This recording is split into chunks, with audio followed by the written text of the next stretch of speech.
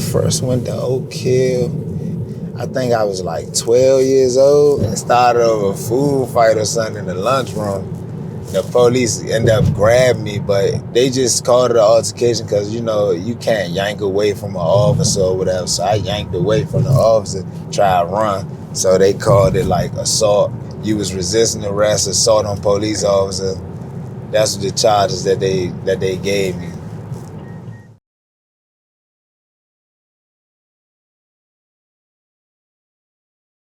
Tonight, D.C.'s Department of Youth Rehabilitation Services is under fire yet again. D.C.'s Juvenile Detention Center has had very public issues in the recent past with overcrowding and understaffing. A new report released today claims that the district's child welfare and juvenile systems are failing to help the kids and teens involved in both systems. Almost every single one of the kids committed to DYRS care gets arrested again.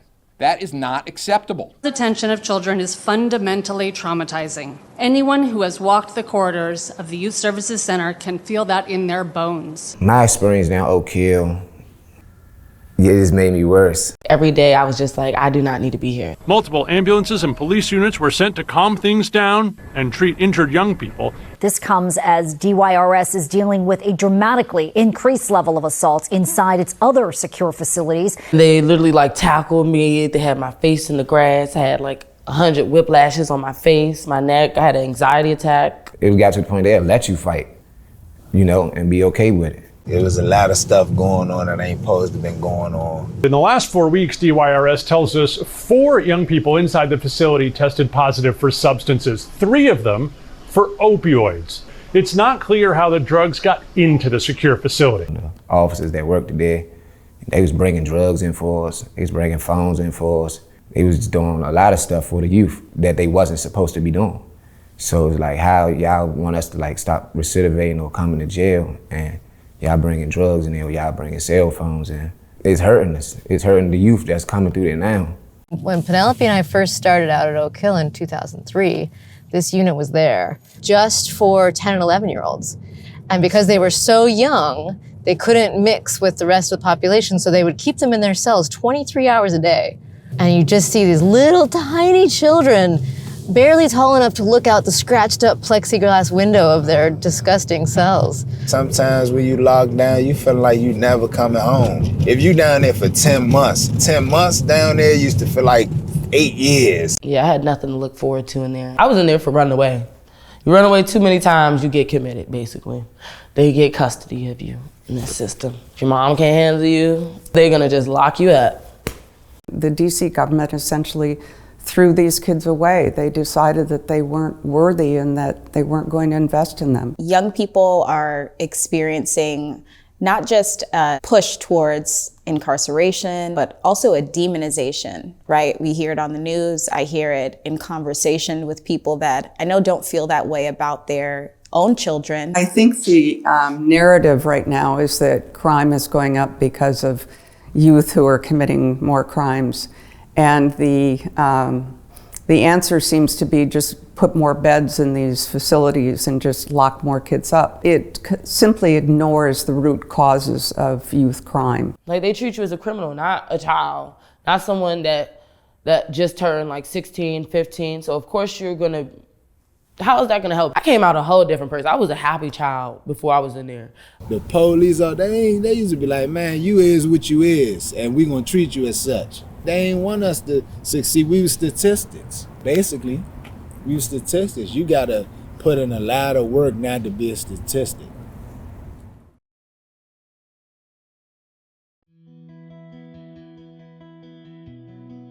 I'm the co-founder and chief operating officer of Open City Advocates, which provides legal representation and holistic advocacy to youth who have been committed to DYRS. Oftentimes our children have rights that are not being recognized or not being protected.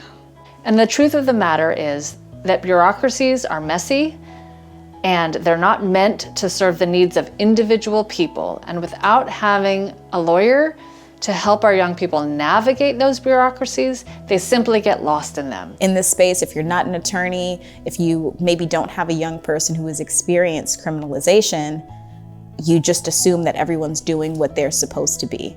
It's assumed that young people are being supported. I think a huge success of Open City Advocate. It's kind of waving that flag to everyone and saying, hey, we need a serious look at what's going on in the district because we can't assume. And one of the things they did was getting this decision from the DC Court of Appeals that kids in detention have a right to a lawyer. Before, the Department of Youth Rehabilitation Services could make decisions, and there was no way for these kids to say they're unfair, and there was no way for them to explain what was going on inside the facilities and advocate for better services for them. Open City Advocates has gone from being two individuals who saw a need to a real organization with a mission and a vision to lift up young people in the deepest end of the juvenile justice system in DC. I couldn't be more proud of our team, our board, all of the folks who support our work in making sure that kids are not just locked up and forgotten, that we wrap around them with love, that we see them, that we care for them, and that we want them to be an active and engaged part of our community.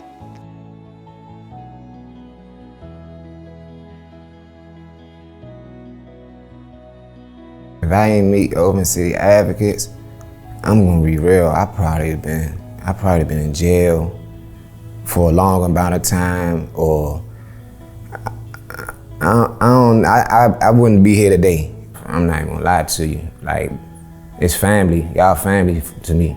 All I know is it was worth it to meet y'all, because literally, if I hadn't met Open City Advocate, I would have went through jail and all of that for nothing. But like, I literally have somebody. I know no matter what, I have somebody, and I have a team that's gonna help me whenever I need or whenever I'm ready to do what I gotta do. Always. That's it. That's all, and that's all I need is y'all. We was just fortunate to have Whitney and Penelope so we could get away from this. Cause all that was over here was drugs, unfortunately death, jail. It was all bad. And we made good out of it though. We turned bad into good though. It opened our eyes to be better people for real.